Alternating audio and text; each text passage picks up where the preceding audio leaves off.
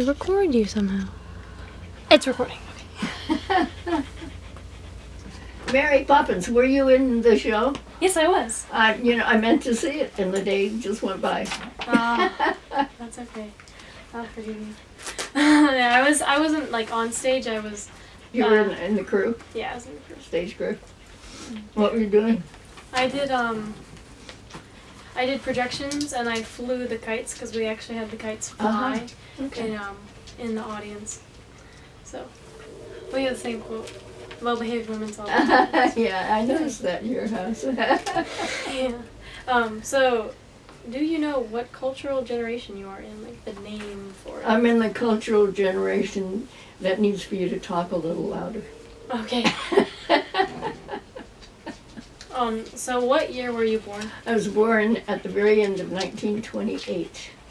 Okay, so you were the silent generation. Oh, is that what we were? I think that's what you are called now by sociologists. I see, okay. So We were all too busy trying to get enough to eat to worry about anything else. yeah. So what was dating like when you were younger? What was what? Like dating? Like? Dating? Yeah. When I was 16, 17, Mhm. I didn't date much because I was too young. I was through school, graduated from high school when I was 15. So I was always younger than all the kids who were dating. I had a boyfriend, but dating was holding hands, talking to each other. Mhm. So what were your parents' expectations of like your relationships in the future?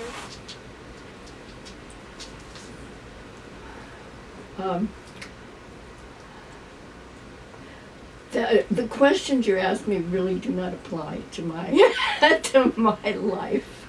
Okay. When I was a child, our primary goal was to have enough to eat. We used to gather potatoes after the crop was harvested in Where'd you grow up? Southern California. Okay. And the farmers were almost all Japanese. So many of my friends were Japanese. Mhm. My best friend was Ayako Toyama, who was she was older than I, but because she was Japanese, she was culturally deprived.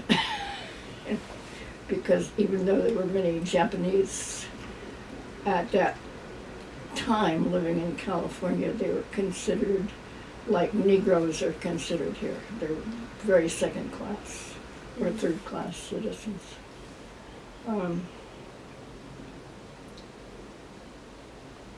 And pretty literally, our lives were engaged in how to get enough to eat, how to keep a roof over our heads. Yeah, and we were. My father had a sheep shearing crew, and he traveled all around, and much of the time we traveled with him. I mean, my earlier memories are picking fruit, picking grapes, crawling under the grapevines and looking at these great big spiders. Oh. And crawling up into the top of, I was a very great tree climber when I was a kid. And so I was always called on to crawl into the top of the fruit trees to pick fruit. We were on welfare much of the time.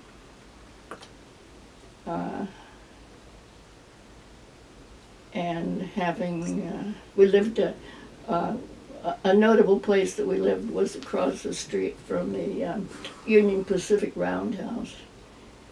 It was a very old house, and if I recall, we paid $6 a month for it. It was a kind of big old house. And I had two older brothers who were 10 and 12 years older, and a sister who was 2 years older than I. And my mother and I didn't see my father very much at all. Saw him a few times. When I was really little, we traveled with him. And then when my sister started to school, we couldn't travel all the time because she had to be in school. So you have to ask me questions because Yeah. I can just prattle on from then on. I'm not sure exactly what to ask because again, you said a lot of my questions are. A lot of what? You said a lot of my questions are pretty irrelevant. Yeah. Yeah. Yeah, they are. So- I didn't grow up in a regular, in a regular family. Not just because it was a different timeline, but because we were financially at the lowest, on the bottom of the pool. For instance, you may have read some things about making clothes out of flour sacks. Well, that's what we did. Sugar sacks and flour sacks were what we used to make clothes. My mother made our underwear. When I got big enough to sew, which was very early, I started making my own underwear.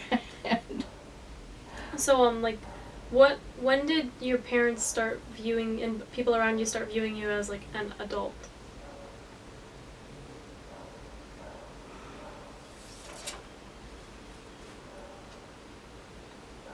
Like nowadays, it's probably like people would probably say, like it's when you're moved out and you probably like live on your own and you see your parents for the holidays. No, but see, everybody in my family worked.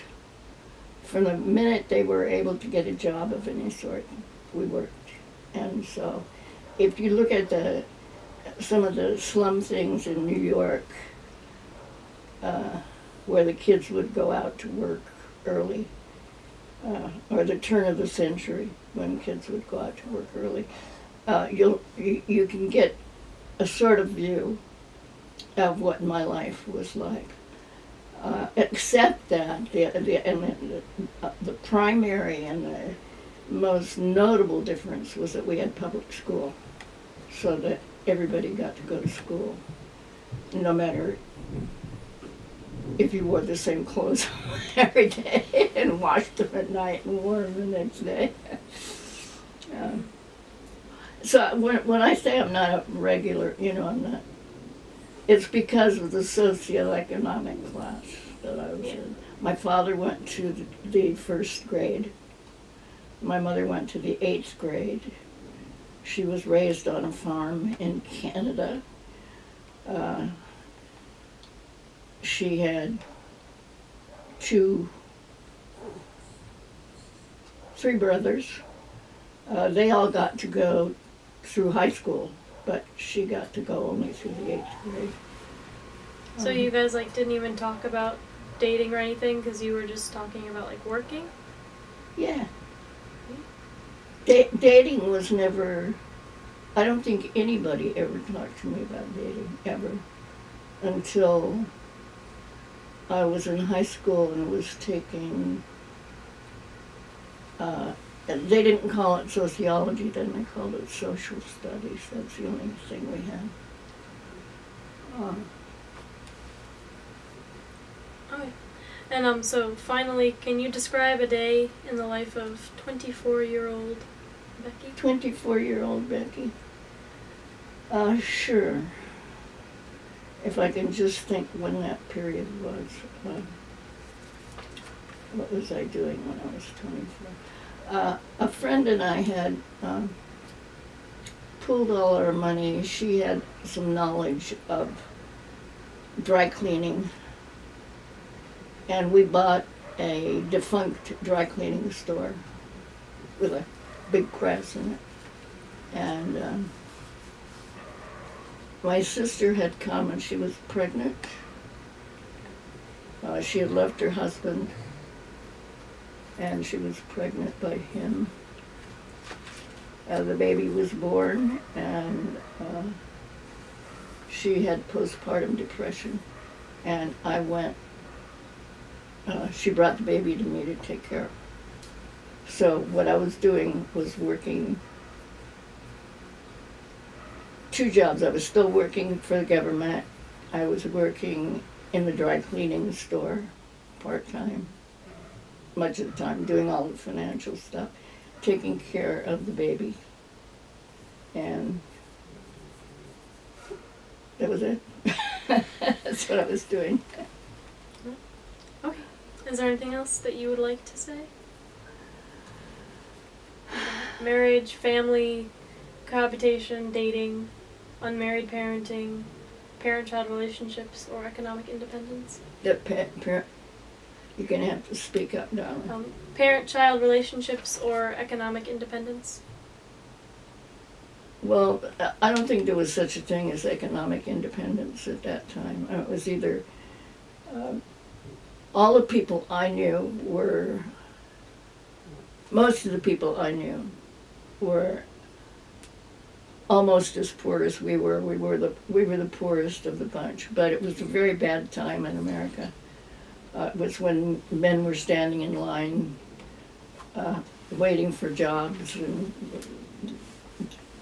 people ate at soup kitchens, and it was a very commonplace thing to be in that kind of state. It wasn't until World War II that the economy picked up, and that was when life began to change for everybody, including me. But I was graduating from high school at that point, so I was already out of the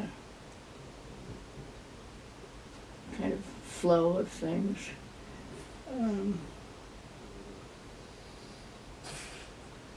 I had a boyfriend who was a very nice young man. His father didn't like him to go with me because I was